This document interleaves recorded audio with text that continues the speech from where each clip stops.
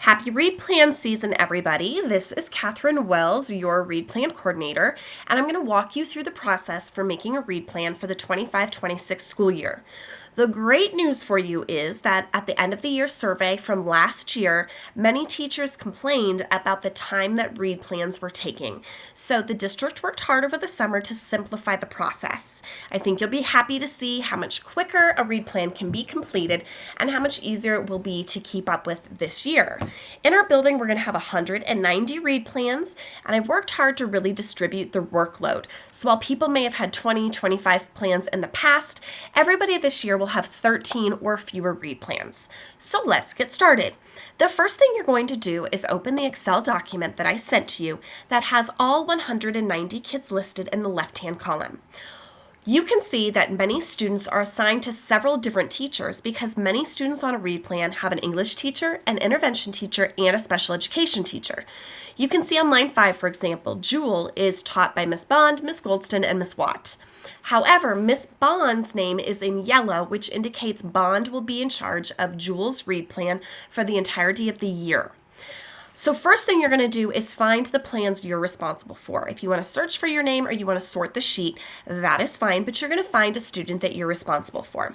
I've already picked one that I'm going to model for you today, and it is this student Lucas. Again, you can see he has Mr. Wilson and myself, but I'm highlighted in yellow, so Lucas has been assigned to me. So the first thing you're going to do is once you have your student's name, you are going to go to your Cherry Creek dashboard and you're going to open Illuminate Education. There are two options that come with Illuminate Education, and the one that you are going to open is EduClimber. That is still going to be the place where read plans are housed. Once EduClimber opens up, you can just close the district message and you'll go to Student Profile and you'll search for your student. My student is right here. Once you open up your student's profile, you're going to go to the purple tab at the top that says Forms and click on it. You will see that Lucas has several different versions of a read plan, but 2 of them are locked from previous years. So you're going to go to the unlocked icon for the 25-26 school year, and you're going to double click on that piece of paper. What opens up will be the draft of Lucas's read plan. You will notice very quickly that there are far fewer things that you need to fill out this year. However, leaving even one box empty or unattended will mark the plan as incomplete. At that time, you'll start getting emails from the district or the state saying that you, as the plan manager, need to fix that read plan immediately. So please do your best to make sure that you get all of these steps. It's pretty self-explanatory at the beginning. The school year is 25-26. Your start date, you'll backdate to the beginning of the school year. And the plans will go, all of the plans will go until May 8th. That is when read plans are due to the state this year. The plan manager is you. So please put your name in until you see it auto-populate, and then you'll click yourself. That means you are the person tied to the student's read plan for the entirety of the year. The plan type for all students is continuing. Initial is only used in the primary grades. As you go down, you'll see the student information section has been done for you, as has the parent section, as has the body of evidence section. So you will scroll until you get to specific early literacy skill needs. If you are a CP teacher, you will click comprehension and perhaps vocabulary. If you're an intervention teacher, you're likely doing all of these, maybe not oral language. And then the only tricky part of the read plan is where you need to write your student's SMART goal. This is the part where you actually need to really pay attention. So what you're going to do is you're going to start off with saying your student is currently reading at grade level, and then we're going to put their grade level in, but we don't need to look far for this. You can see if I scroll up just a little bit that Lucas's most recent test was a scaled score of 1016. I'm going to put that down here, 1016, so that parents know, but this is not a language that parents understand. So it's not fair to us to say your student's reading at a scale score of 1016 because they don't know what that means. So to help them, you're going to open up the document that I sent you that tells you what these scaled scores mean. So at the start of the year, which is this column right here, Lucas got a 1016. So I'm going to find the closest thing to that, which is right here. And to the left, I can see that means he is at grade level 4.3. At the top, that's his instructional reading level. So again, a 1016 is grade level 4.3. So on his plan, I'm going to say Lucas is currently reading at grade level 4.3, and then in parentheses, which is scaled score 1016. The goal is for Lucas to do one of two things. This is the most important part of the plan. For Lucas, my goal is for him to grow 2 years, because if I look at this chart, you can see here's where he is, goal for first quarter, second quarter, third quarter, end of the year.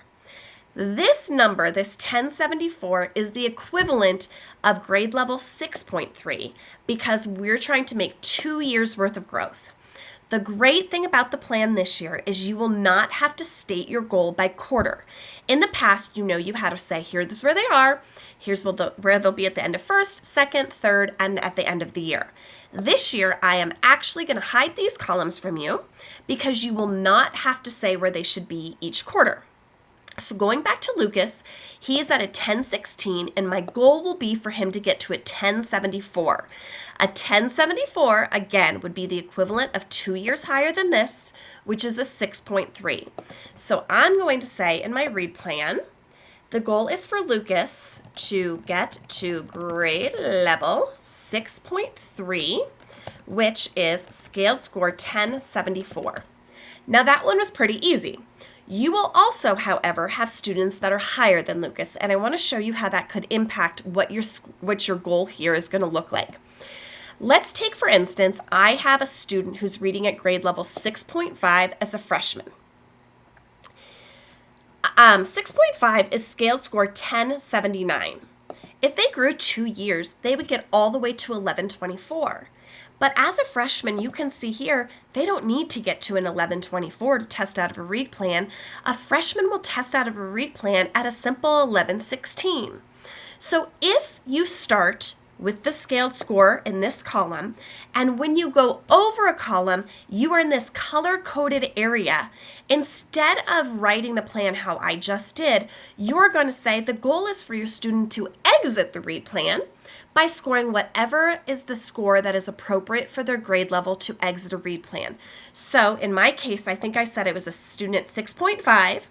So I will say something like, your student is reading at grade level 6.5, which is scaled score 1079. The goal is for your student to exit the read plan. And I know that because when I go over them in the color-coded zone, so I will say your goal is to exit the read plan, which means your freshman needs to score 116, which is right here. That's all you have to put for those students.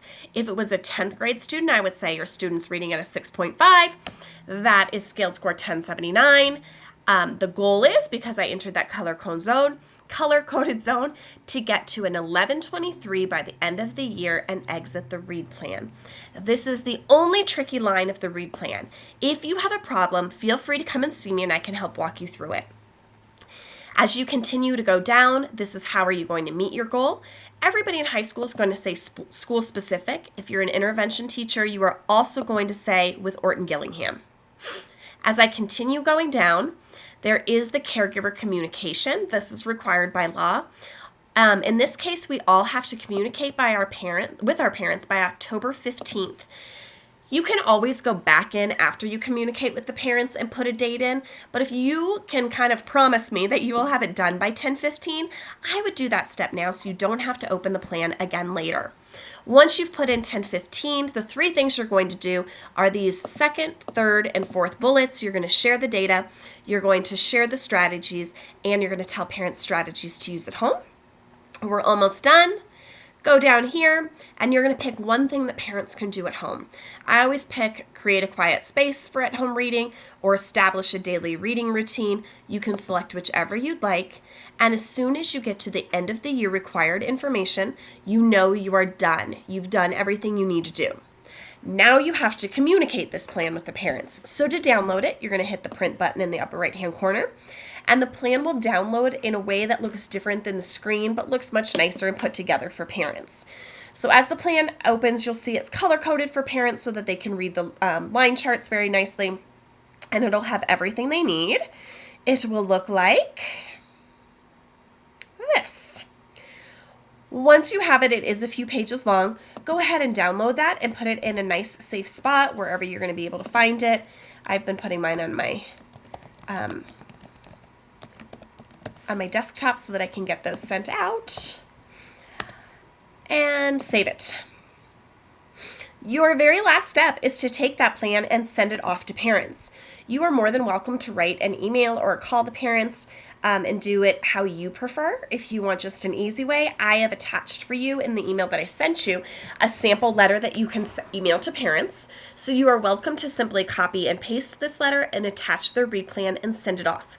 Once you have done that, your responsibility for beginning the read plan has come to an end.